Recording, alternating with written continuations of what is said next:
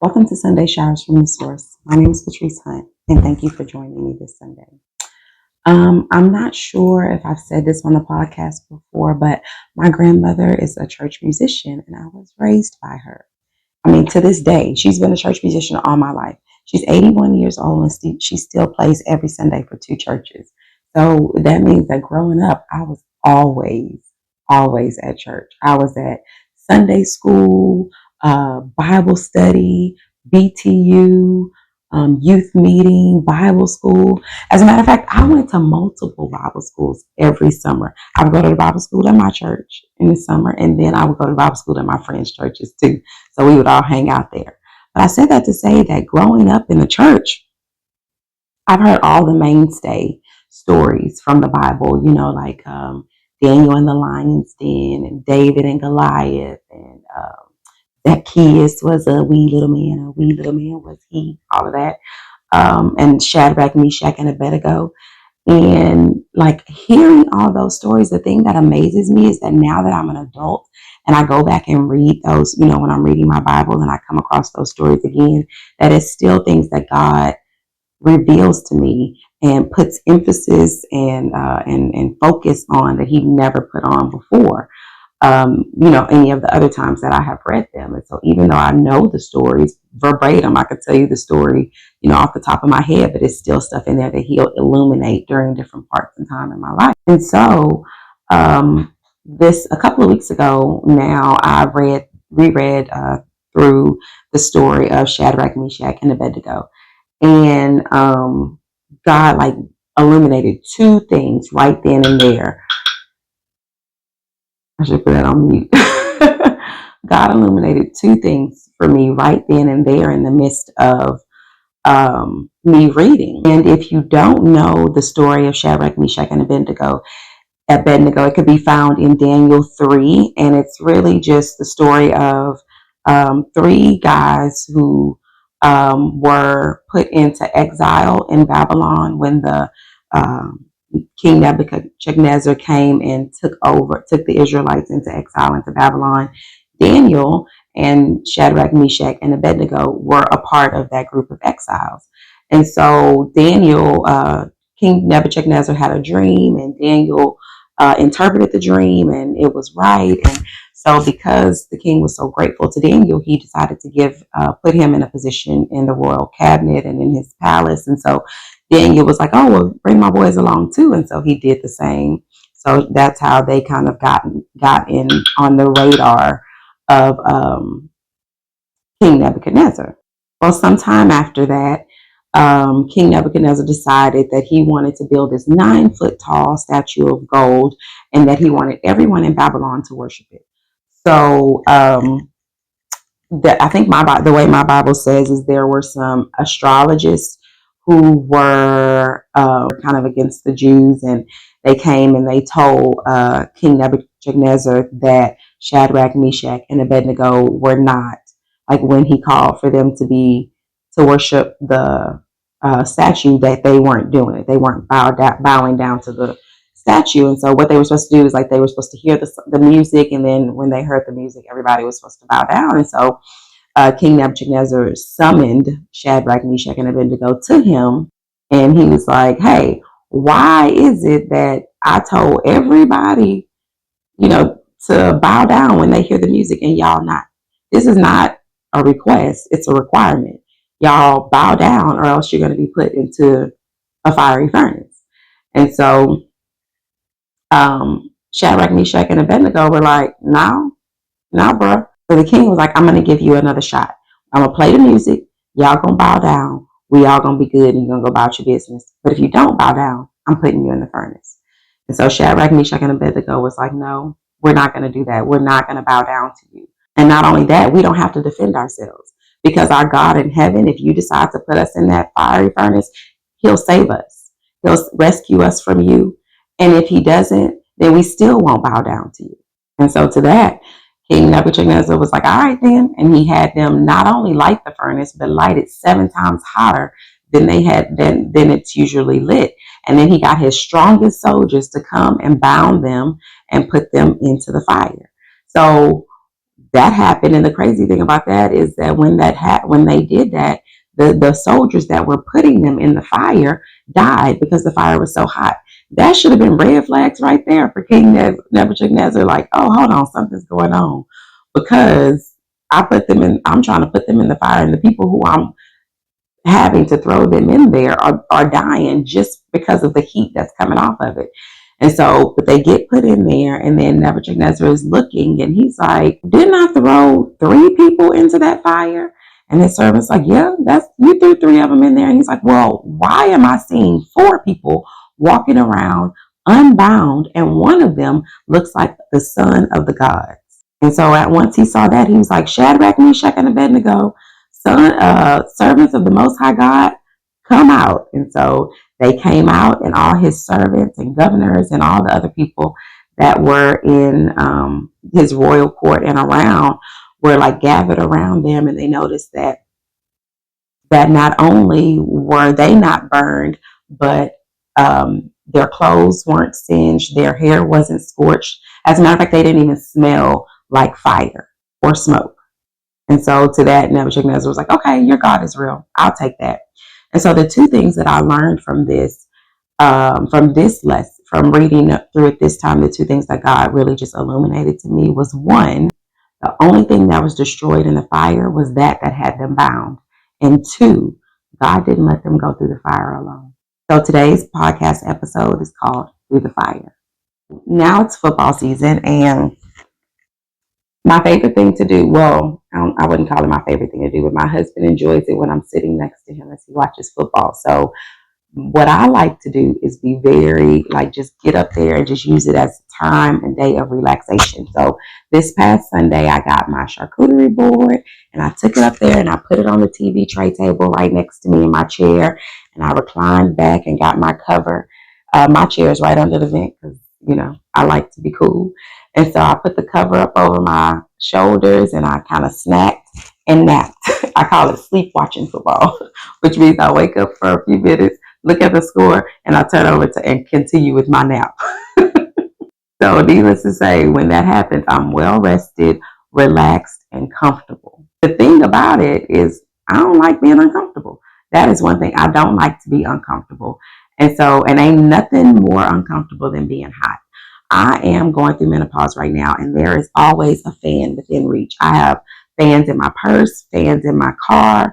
I have the fan that you fan with like this, like you done, and I'm surprisingly it's not one right here, but it comes out and you fan like that. But I also have this little pink fan that you press the button on, and it's like it and it's like, oh, and it's so comfortable and great, and I love it.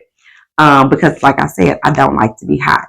And I've realized that just like me not liking to be hot because of menopause and things like that, I also don't like to be uncomfortable in my life, in my spiritual life, in my emotional life, in my physical life. And so there's so many times when God has taken me through the fire, and I'm just trying to get out of that situation immediately. And there are times when I'm trying so hard to get out of that fire that I'm not even realizing that it's something that God is trying to do to me through that fire. I can't tell you how many times I've prayed and prayed and prayed, like, God, please bless. God, please get me out of this situation. God, please fix this situation. God, please. And and honestly, to tell you the truth, I still do it to this day. I'll get in a situation and I'm just talking, like, God, please bless, please get us out of this situation. Get me out of this situation. Get me out of this situation. Help us, bless us, provide, all of those things. And God, in essence, is saying to me, don't ask me to fix it. Don't ask me to get you out of it, but just ask for me to come through it with you. Just like he came through the fire with Shadrach, Meshach, and Abednego, and he was sustaining them through their uncomfortable fire moment. And just like he can sustain them, he can sustain me as well. Instead of opening my eyes and allowing God to use this uncomfortable situation and this fire to free me from all that binds me, I'm so busy just asking and praying him and focusing on getting out of the fire that I miss the opportunity to see how he uses that fire to get me free from my bondage. And bondage can look a lot of different ways. There have been times when I have been bound by FOMO, the fear of missing out. And I'm so consumed with what other people have and what I see them doing. And that I'm just like envious and jealous of them and what they're doing and what they have. And I'm afraid of missing out on all of those things. And so I allow that FOMO bondage to keep me bound to disobedience. And it would keep me bound to fear, because it's like, if I do this, what God is calling me to do, what God has placed on my heart to do, then what is that going to look like? What is going to be the outcome of that? What are people going to think? What how is that going to affect my friendships, my relationships, my way of life? And it's like, what does what does me being obedient to God, what is it going to cost me? Is it going to cost me being comfortable? Is it going to cost me having to stay in the fire longer than I want to? And then what does that fire look like in my life? But I can honestly say that the fire that I'm in right now has really just freed me. It's burned away all of that FOMO, all of that fear of what other people would like to see me do, what they think I should do, how they think I should act, how they think I should be. And it's really just left me free to walk out of the furnace without even smelling like smoke.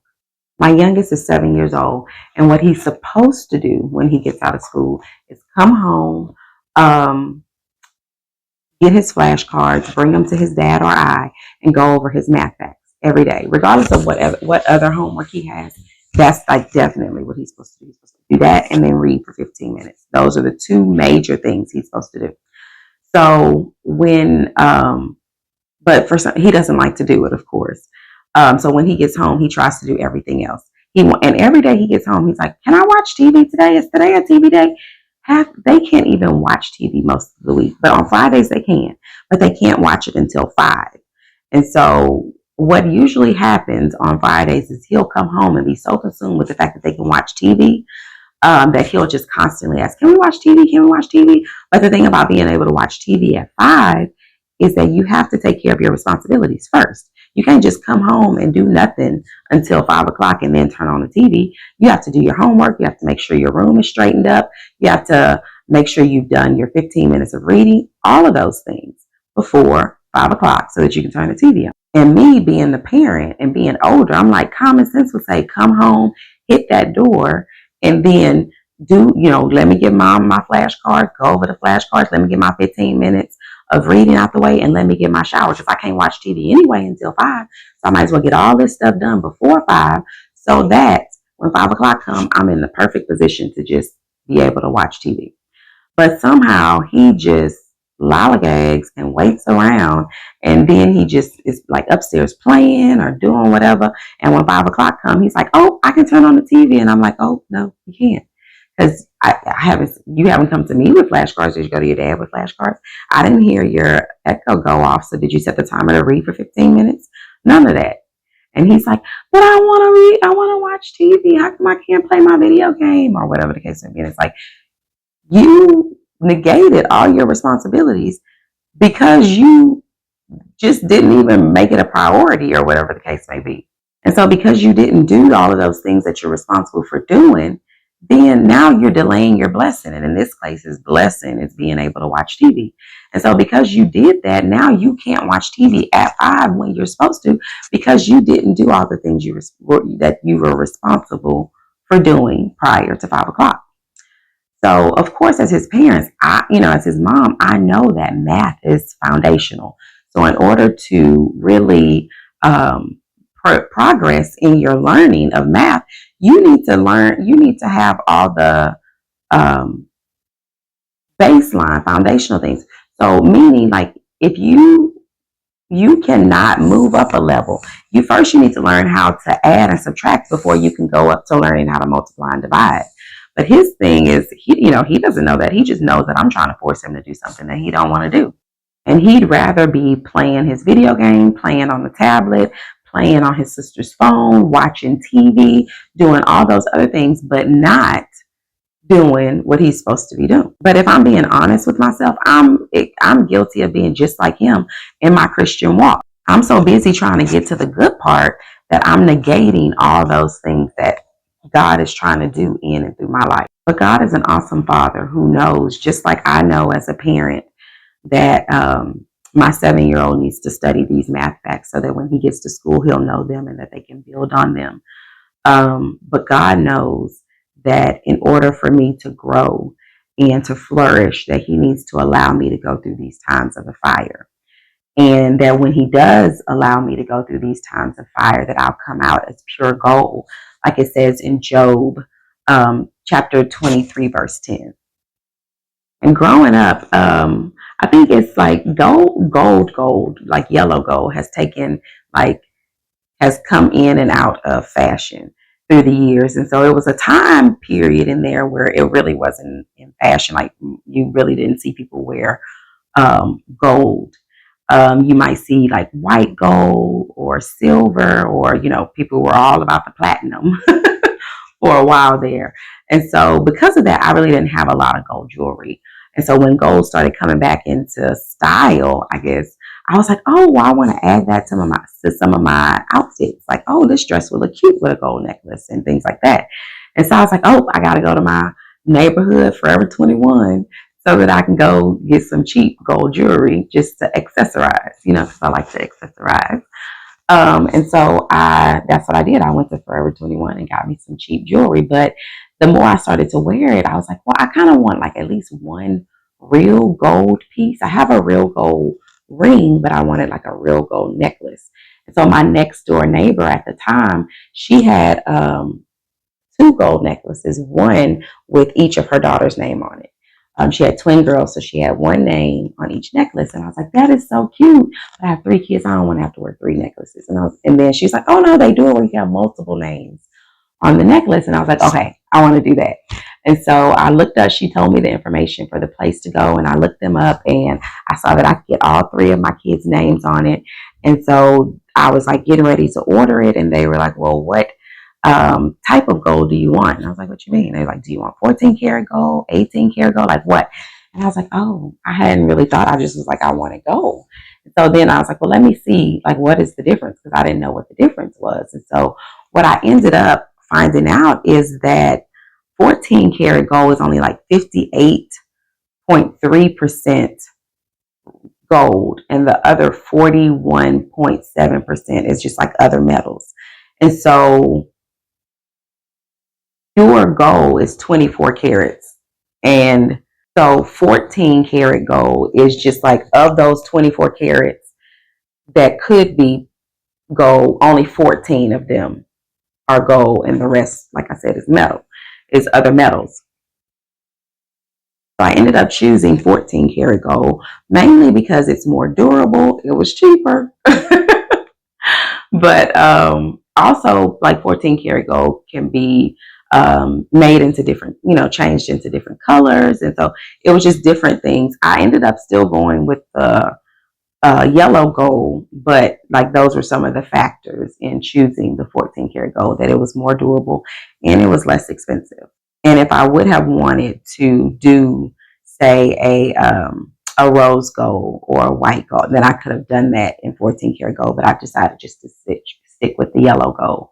But 24 karat gold is very rare, very expensive, very fragile and delicate. And after reading that scripture in Job, I was like, well, what else? Like, now that and then knowing the difference between like pure gold and like 14 karat gold and 24 karat gold and all that, I was like, well, what are some other scriptures? Like, what else does the Bible say about pure gold? And I just started looking up scriptures on gold. Like in my Bible app, that's what I typed in, scriptures on pure gold. And I came up with, it pulled up like Zechariah and Malachi 32:3 and 1 Peter 1:7, and all these verses that were kind of just like really talking about refining pure gold.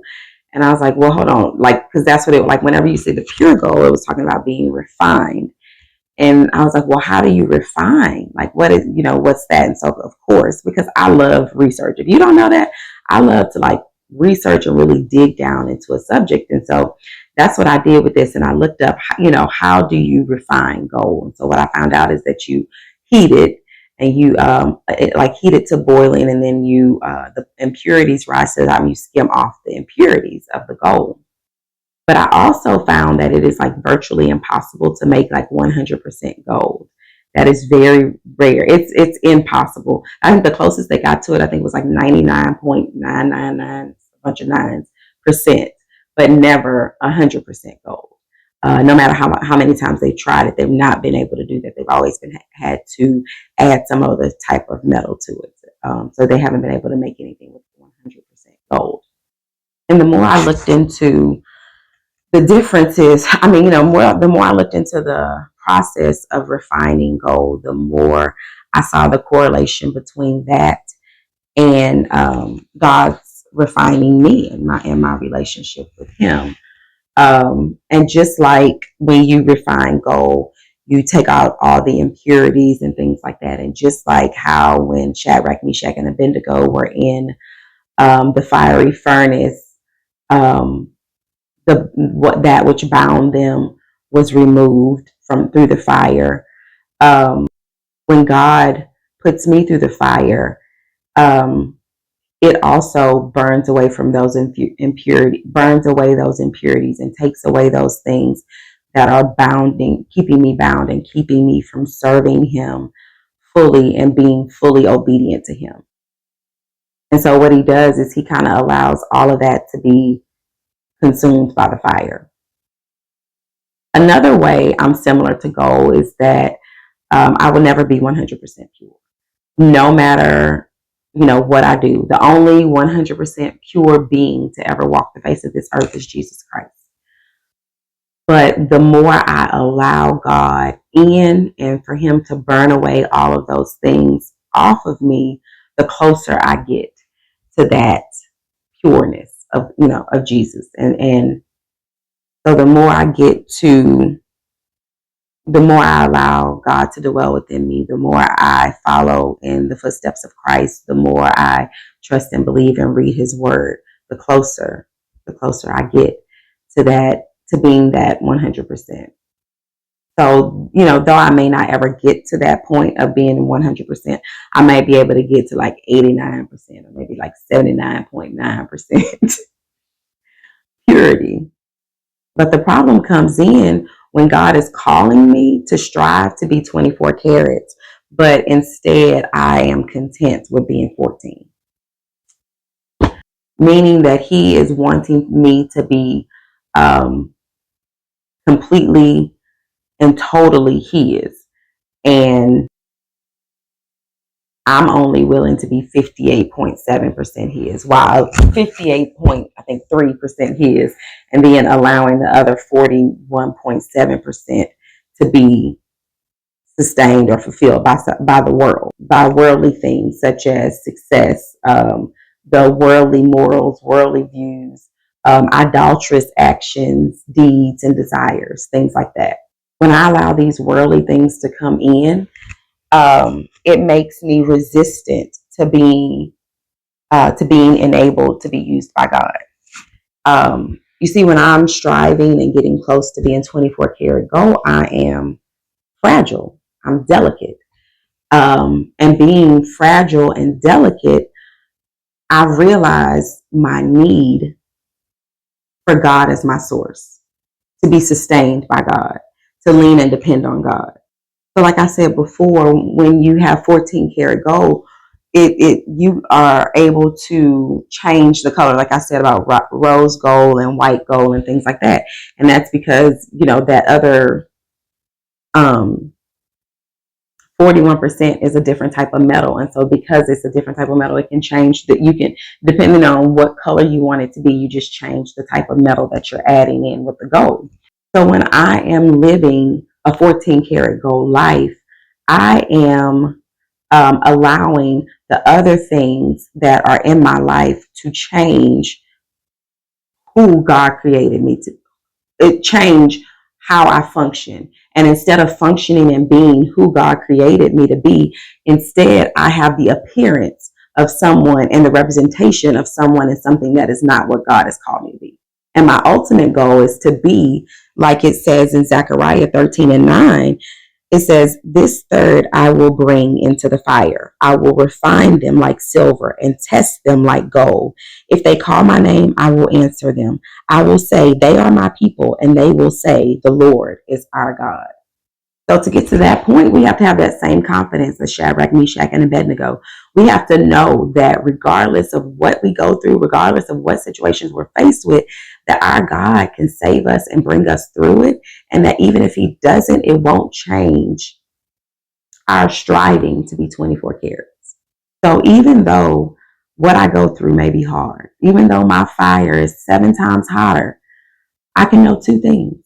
One, that I'm not in it by myself because my Lord and Savior will come along and be in it with me. And 2, the only thing that will be destroyed during my time in the furnace is that which had me bound. So I thank you so much for joining me this Sunday. I pray that there was something that was said that God would use to minister and to speak to a certain part of your life. And I pray that you're blessed through it.